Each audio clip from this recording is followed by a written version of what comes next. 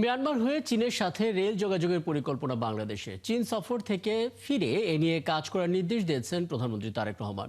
রেলপথ মন্ত্রণালয়ের সচিব ফাহিমুল ইসলাম জানান, নির্দেশনা অনুযায়ী মিয়ানমার সীমান্তের 0 পয়েন্ট ঘুমধুম পর্যন্ত লাইন বসানোর কাজ শুরু করবেন তারা। মোহন ইসলামের প্রতিবেদন। ক্ষমতাচ্যুত আওয়ামী লীগের সময় চট্টগ্রামের দোহাজারী থেকে বান্দরবানের গুমদুম সীমান্ত পর্যন্ত রেললাইন সংযোগের প্রকল্প নেওয়া হয়। পরে কক্সবাজার পর্যন্ত রেল সংযোগ হলেও বাকি অংশ বাদ দেওয়া হয়।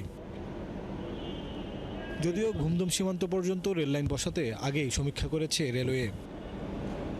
বাংলাদেশ থেকে মিয়ানমার হয়ে সরাসরি চীন পর্যন্ত ট্রেন চালানোর পরিকল্পনায় এগুচ্ছে সরকার। সম্প্রতি প্রধানমন্ত্রী তারেক রহমান চীন সফর থেকে ফিরে এ বিষয়ে নির্দেশনা দেন। বাংলাদেশের কক্সবাজার থেকে গুমদুম পর্যন্ত যেটি আমরা ওই প্রজেক্ট থেকে আমরা এটা কাটিল করেছিলাম, এটা আবার আমরা এটা ইমপ্লিমেন্ট করব বলে আমরা আশা করছি।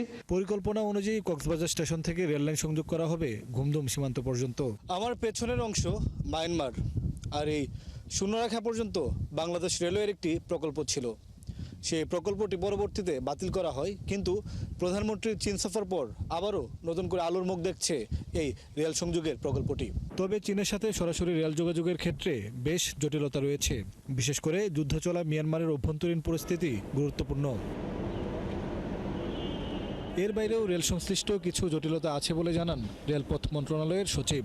ওই পারে মিয়ানমারের দিকে কিন্তু প্রায় 150 থেকে 170 কিলোমিটার দূরে কিন্তু রেল লাইন।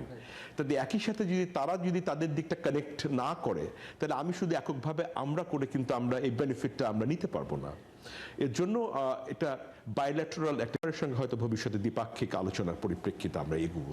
একদিকে স্বৈরাচারে আওয়ামী লীগের সময় করা বাংলাদেশের ভূখণ্ড ব্যবহার করে ভারতের রেল চলাচলের চুক্তি বাতিল, অন্যদিকে চীনের সাথে সরাসরি রেল যোগাযোগের পরিকল্পনা।